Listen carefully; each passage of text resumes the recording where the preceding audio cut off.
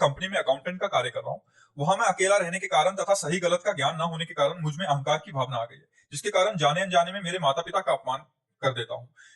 मेरे माता पिता ने आपको गुरु रूप में स्वीकार किया हुआ है। उन्होंने आपके वीडियो मेरे पास भेजे, जिन्हें सुनकर मेरे द्वारा किए गए माता पिता के अपमान को सोच सोचकर अभी ग्लानि सी हो रही है, जिससे मेरा मन अस्थिर है।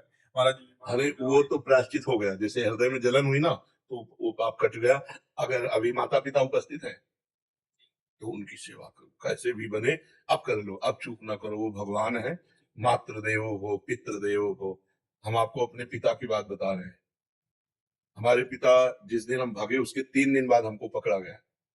खोजबीन सब शुरू हुई तो 3 दिन बाद पकड़ा गया कि गोरा लड़का है वहां जंगल में देवी के मंदिर में रह रहा है। तो पहले बड़े भाई आए तो उनको तो कठोर शब्दों से कह के, बहुत विवेक प्रवीण था, बचपन में भी बहुत विवेक प्रवीण था। मतलब प्रवीण ना होता तो संसार की यात्रा काटते हुए भगवान ऐसे कैसे लाते। तो जब संतों की सेवा करना करे तो किसान आदमी ऐसे, तो जब वो आए तो हमारे मन में आया कि मारेंगे अगर हम आंख खोलेंगे, बात करेंगे तो उत्तर हमारा मानेंगे नहीं है, और इनकी हम अवहेलना कर नहीं सकते। तो आंख मूंद के बैठ गए। जो देखा पिताजी आ रहे तो आंख मूंद के बैठ गए। और नजदीक आए अपने स्वभाव से, उठ खड़ा हो, नहीं खड़े, खड़ा हो, नहीं खड़े।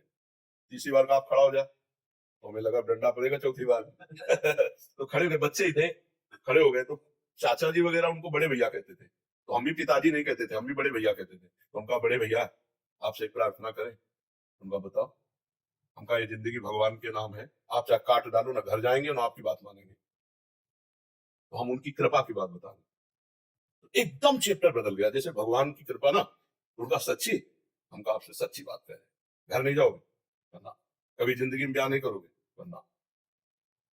पूरे खड़े हो जाओ, खड़े हो, ऐसे छाती से लगाया, कहा राम राम राम 3 बार ऐसे छाती से, राम राम राम ऐसे कहा।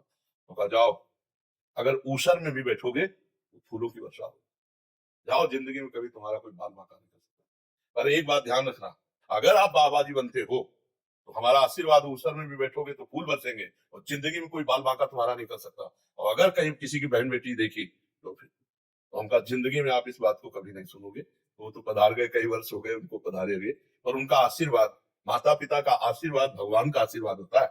हाँ, तो इसलिए अगर माता पिता से कभी कटु व्यवहार हो जाए तो हमें लगता है अगर वो जिंदा है तो अभी बहुत बढ़िया अवसर है, उनकी सेवा करके हम क्षमापन करके अपने मातृ पितृ ऋण से ऋण हो जाए। हमारा ऋण भी तो केवल रुपया कमाना खाना पीना नहीं। देखो उस अवस्था को सोचो जब आप सोच कर देते थे, लघु शंका कर देते थे, तब उनके, तुम्हें तो ज्ञान नहीं था, वो अपने वस्त्रों को भी पवित्र करते आपको भी, और कभी आपको मारा नहीं पीटा नहीं, जब आप अबोध अवस्था में थे।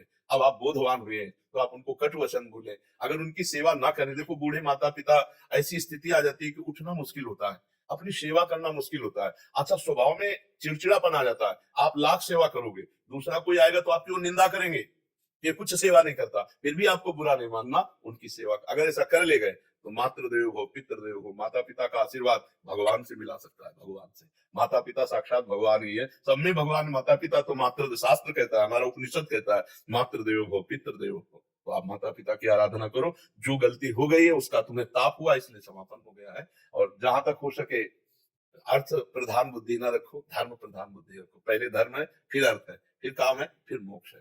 तो अर्थ भी कमाओ। अगर माता पिता के पास अर्थ भेजने से काम चल जाता है तो बढ़िया है, और नहीं बनता, आपकी जरूरत है तो आप या तो भारत आओ या उनको वहां ले जाओ, उनकी सेवा शुश्रूषा जरूर करो। क्योंकि हर आदमी यही चाहता है मेरे एक संतान तो हो ही जाए। बोले किस लिए? बोले बुढ़ापे में काम आएगा।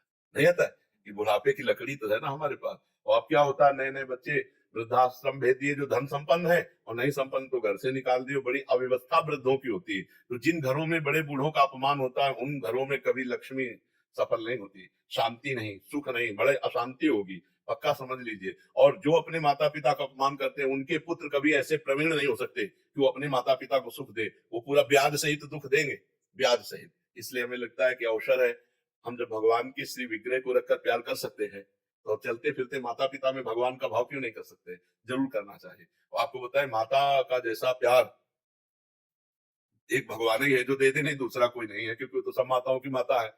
नहीं तो दूसरा सृष्टि में कभी प्यार नहीं मिलता है। जो माता का प्यार होता है ना,